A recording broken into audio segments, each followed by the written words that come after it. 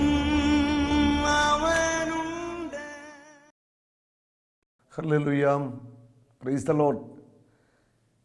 യേശുവിൽ പ്രിയപ്പെട്ടവരെ, ദൈവത്തിൻ്റെ വചനം ശ്രവിക്കുവാനും അനുഗ്രഹം പ്രാപിക്കുവാനുമായി നമ്മുടെ ഹൃദയങ്ങളെ നമുക്കൊരുക്കാം.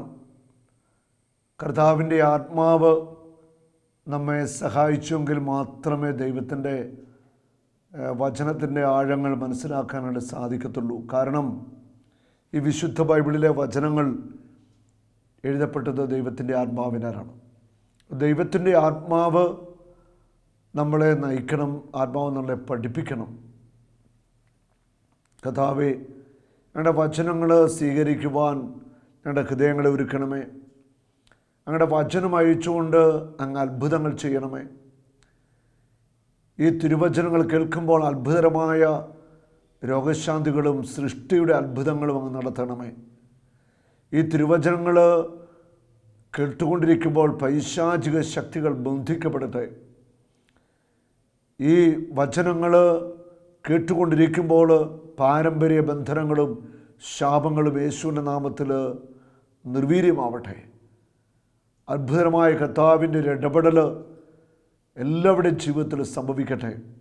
യേശുവേ നന്ദി, യേശുവേ സ്തുതി, യേശുവേ മഹത്വം. Praise the Lord. ഈജിപ്തിൻ്റെ അടിമത്തത്തിൽ കഴിഞ്ഞ ദൈവത്തിൻ്റെ ജനം പൂർവ ജോസഫിൻ്റെ കാലഘട്ടം, ജോസഫ് ഈജിപ്തിൻ്റെ ഭരണാധികാരിയായിട്ട് മാറി. ജോസഫിൻ്റെ ചിതുപങ്കാളി മക്കൾ, ഇതുകൂടാതെ പിതാവിനെയും സഹോദരങ്ങളെയൊക്കെ ജോസഫ് ഈജിപ്തിൽ കൊണ്ടുവരുന്നു. പിന്നെ തലമുറകളായിട്ട് ഈജിപ്തിൽ അവർ വർദ്ധിച്ചു പെരുകി. അവസാനം ഈജിപ്തിൻ്റെ അടിമത്വത്തിലേക്ക് ഇവർ പോവുകയാണ്. ഫറവോയുടെ അടിമത്വത്തിലാകുന്ന ദൈവത്തിൻ്റെ ജനം പീഡനങ്ങളിലൂടെ കടന്നു പോവുകയാണ്. ഒത്തിരിയേറെ ഞെരുക്കങ്ങളും ശാരീരിക മാനസിക പീഡകളും ഒക്കെ അവർ അനുഭവിക്കേണ്ടി വരുന്നുണ്ട്. അങ്ങനെ ഒത്തിരി കഷ്ടതയിലൂടെ കടന്നുപോയ ദൈവത്തിൻ്റെ ജനത്തിൻ്റെ നിലവിളി ദൈവസന്നിധിയെത്തി. അവർ ക്രൂരമായിട്ട് പീഡിപ്പിക്കപ്പെട്ടു ഈജിപ്തുകാരാൽ, ഇസ്രായേൽ ജനം. വചനം പറയുന്നു, പുറപ്പാട് 3 പറയുന്നുണ്ട്, ദൈവജനത്തിൻ്റെ നിലവിളി ദൈവസന്നിധിയിലെത്തി. ആ ദൈവമക്കളുടെ നിലവിളി ദൈവസന്നിധിയിലെത്തും. നിലവിളിക്ക് മറുപടി തരുന്ന ഒരു ദൈവമുണ്ട്. നിലവിളിക്കുന്നവൻ്റെ പക്ഷത്തു നിൽക്കുന്ന ഒരു ദൈവമുണ്ട്. അവൾ ഫറവോയുടെ അടിമത്വത്തിൽ പീഡനങ്ങളിലൂടെ, ഞെരുക്കങ്ങളിലൂടെ, ദാരിദ്ര്യത്തിലൂടെ, കഷ്ടതയിലൂടെ കടന്നുപോയ ദൈവത്തിൻ്റെ സ്വന്തം ജനം, അവിടെ നിലവിളി ദൈവസന്നിധി എത്തിക്കഴിഞ്ഞപ്പോൾ ദൈവം ഈജിപ്തിൻ്റെ അടിമത്വത്തിൽ ജനത്തെ രക്ഷിക്കുവാൻ വേണ്ടി മോശ എന്ന വ്യക്തിയെ തിരഞ്ഞെടുക്കുകയാണ്.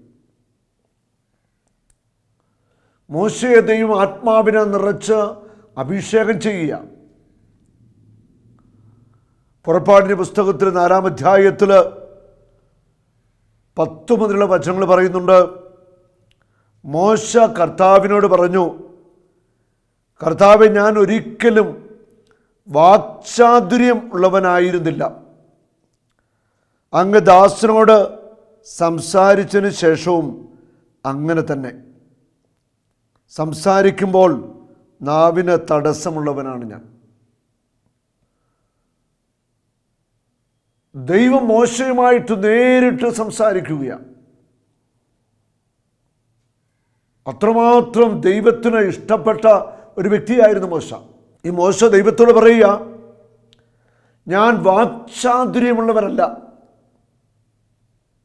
സംസാരിക്കുമ്പോൾ എനിക്ക് തടസ്സമുണ്ട്.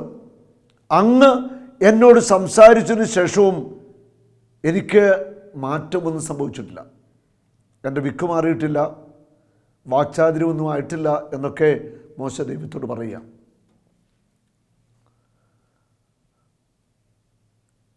ദൈവം നമ്മെ കനിഞ്ഞ് അനുഗ്രഹിച്ചാൽ വാക്ചാതുര്യവും ജ്ഞാനവും കൃപകളും അഭിഷേകവും ഒക്കെ നമുക്ക് ലഭിക്കും. വാക്ചാതുര്യമില്ലാത്തവർ, ജ്ഞാനമില്ലാത്തവർ, കഴിവ് കുറഞ്ഞവർ വചനം വെച്ച് പ്രാർത്ഥിക്കണം, പരിശുദ്ധാത്മാവിനോട് പ്രാർത്ഥിക്കണം വാക്ചാതുര്യം ലഭിക്കുവാൻ. ലൂക്ക 21:15 പറയുന്നുണ്ട്, ആർക്കും ചെറുത്ത് നിൽക്കാനോ എതിർക്കാനോ കഴിയാത്ത വാക്ചാതുര്യവും ജ്ഞാനവും നിനക്ക് ഞാൻ നൽകും. ആർക്കും ചെറുത്തു നിൽക്കാനാവാത്ത വാക്ചാതുര്യം, ജ്ഞാനം നിനക്ക് ഞാൻ നൽകും. ആര് ആഗ്രഹിച്ച് ദൈവസന്നിധിയിൽ പ്രാർത്ഥിക്കുന്നുവോ അവർക്ക് കർത്താവ് ഈ കൃപകളൊക്കെ കൊടുക്കും. അത് ദൈവത്തിൻ്റെ ആത്മാവിൻ്റെ ഒരു അഭിഷേകം പ്രാപിക്കുക, അതിനുവേണ്ടി നമ്മൾ ദാഹപൂർവം പ്രാർത്ഥിച്ചു കൊണ്ടിരിക്കുക. മത്തായിയുടെ സുവിശേഷത്തിൽ 10-ാം അധ്യായത്തിൻ്റെ 20-ാമത്തെ വചനം പറയുന്നു, എന്തെന്നാൽ നിങ്ങളല്ല, നിങ്ങളിലൂടെ നിങ്ങളുടെ പിതാവിൻ്റെ ആത്മാവാണ് സംസാരിക്കുന്നത്. ഹല്ലേലൂയ. അതിന് തൊട്ടുപുറകിൽ പറയുകയാണ്, അപ്പസ്തോലന്മാരുടെ യേശു പറയുക, നിങ്ങൾ എന്നെ പ്രതി നാടുവാഴികളുടെയും രാജാക്കന്മാരുടെയും സന്നിധിയിലേക്ക് നയിക്കപ്പെടും. അവിടെ അവരുടെയും വിജാതിയുടെയും മുമ്പാകെ നിങ്ങൾ സാക്ഷ്യം നൽകും. അവർ നിങ്ങളെ ഏൽപ്പിച്ചു കൊടുക്കുമ്പോൾ എങ്ങനെ പറയണമെന്നോ എന്തു പറയണമെന്നോ നിങ്ങൾ ആകുലപ്പെടേണ്ട. നിങ്ങൾ പറയേണ്ടത് ആ സമയത്ത് നിങ്ങൾക്ക് നൽകപ്പെടും. എങ്ങനെ പറയണമെന്ന്, എന്തു പറയണമെന്നോർത്ത് നിങ്ങൾ ആകുലപ്പെടുകയേ വേണ്ട. നിങ്ങളുടെ ഉള്ളിൽ വസിക്കുന്ന ആത്മാവ്, എൻ്റെ പിതാവ് നിങ്ങൾക്ക് നൽകിയ നിങ്ങളുടെ ഉള്ളിൽ വസിക്കുന്ന പരിശുദ്ധാത്മാവ് തക്ക സമയത്ത് നിങ്ങളിലൂടെ സംസാരിക്കും. ഹല്ലേലൂയ. എന്തെന്നാൽ നിങ്ങളല്ല, നിങ്ങളിലൂടെ നിങ്ങളുടെ പിതാവിൻ്റെ ആത്മാവ് സംസാരിക്കും. ദൈവം തൻ്റെ ആത്മാവിനെ നമുക്ക് നൽകുകയാണ്. ഇവിടെ പുറപ്പാട് പുസ്തകത്തിൽ നമ്മൾ വായിക്കുന്നു, ദൈവജനത്തിൻ്റെ വിമോചനത്തിനായി ദൈവം തെരഞ്ഞെടുത്ത് അഭിഷേകം ചെയ്ത മോശ ഒത്തിരിയേറെ ബലഹീനതകളുള്ള വ്യക്തിയാണ്. തിരിച്ച് വാക്ചാതുര്യമില്ല, സംസാരിക്കുമ്പോൾ വിക്കനാണ്, അങ്ങനെയൊക്കെയുള്ളൊരു വ്യക്തിയായിരുന്നു. പക്ഷേ ദൈവം ആ വ്യക്തിയെ തൻ്റെ ആത്മാവിനാൽ നിറയ്ക്കുകയാണ്. ആ ദൈവത്തിൻ്റെ ആത്മാവ് നമ്മിലേക്ക് വന്നു കഴിയുമ്പോൾ നമ്മൾ വ്യത്യസ്തരായ മനുഷ്യരായിട്ട് മാറും. കഴിവുകൾ നമുക്ക് നൽകുന്നത് ദൈവത്തിൻ്റെ ആത്മാവ്. ഒരു കഴിവില്ലാത്തവരെ, ബലഹീനരെ, വിദ്യാഭ്യാസമില്ലാത്തവരെ ദൈവത്തിൻ്റെ ആത്മാവ് ശക്തമായിട്ട് ഈ കാലഘട്ടത്തിലും ഉപയോഗിച്ചു കൊണ്ടിരിക്കുന്നു. വിശുദ്ധ ബൈബിളിൽ ഉടനീളം നോക്കിയാൽ നമുക്ക് കാണാം, ദൈവം ഉപയോഗിച്ച വ്യക്തികൾ, ദൈവത്താൽ ഉപയോഗിക്കപ്പെട്ട വ്യക്തികൾ, ദൈവം കൃപാവരങ്ങളും അഭിഷേകവും ഒക്കെ നിറച്ച വ്യക്തികൾ സാധാരണ മനുഷ്യരായിരുന്നു. വെറും സാധാരണ മനുഷ്യരെ തൻ്റെ ആത്മാവിനാൽ നിറച്ചുകൊണ്ട് വാക്ചാതുര്യം കൊടുക്കുന്നു, ജ്ഞാനം കൊടുക്കുന്നു, കൃപാവരങ്ങൾ കൊടുക്കുന്നു, മരിച്ചവരെ ഉയിപ്പിക്കാൻ കഴിവ് കൊടുക്കുന്നു, ആകാശമടയ്ക്കുന്നു. വലിയ വലിയ ദൈവപ്രവൃത്തികൾ സാധാരണ മനുഷ്യനൂടെ കർത്താവ് ചെയ്യുക. അപ്പോൾ ഒരു വ്യക്തിയിലേക്ക് ആത്മാവ് വന്നു കഴിയുമ്പോൾ അവർ അസാധാരണമായ ആത്മധൈര്യത്തിൻ്റെയും ശക്തിയുടെയും കൃപാവരങ്ങൾ നിറഞ്ഞ വ്യക്തിത്വങ്ങളായിട്ട് മാറുകയാണ്. ഹല്ലേലൂയ. കർത്താവ് അവനോട് ചോദിച്ചു, ആരാണ് മനുഷ്യന് സംസാരശക്തി നൽകിയത്? ആരാണ് അവനെ മൂകനോ ബധിരനോ കാഴ്ചയുള്ളവനോ കുരുടനോ ആക്കുന്നത്? കർത്താവായ ഞാനല്ലേ.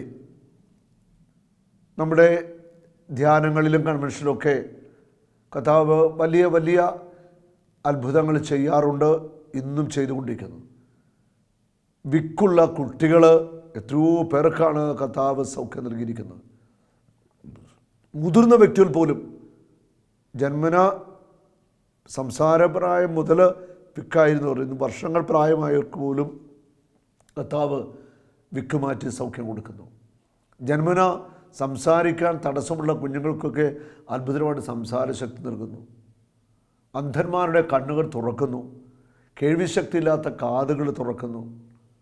തളർവാതിലൂടെയൊക്കെ എണീറ്റ് നടക്കുന്നു. ഇതൊക്കെ ഇന്നും സംഭവിക്കും. അവൻ്റെ ശക്തിക്ക് ഒരു കുറവും സംഭവിച്ചിട്ടില്ല. യേശുക്രിസ്തു ഇന്നലെയും ഇന്നും എന്നും ഒരുവൻ തന്നെ. അവന് ഒരു മാറ്റവുമില്ല. അനാദിയിലെ അവിടുന്ന് ചെയ്ത പ്രവൃത്തികൾ ഇന്നും അവൻ ചെയ്യും. 2000 വർഷം മുൻപ് യേശു തൻ്റെ ശുശ്രൂഷകൾ ചെയ്ത അതേ പ്രവൃത്തികൾ ഇന്നും കർത്താവ് ചെയ്യും. ആ ദൈവത്താൽ അസാധ്യമായിട്ട് ഒന്നുമില്ല. ഒരു നാളും നീ അനാഥനല്ല, ഒരു നാളും നീ അന്യനല്ല, ഒരു നാളും നീ അനാഥനല്ല.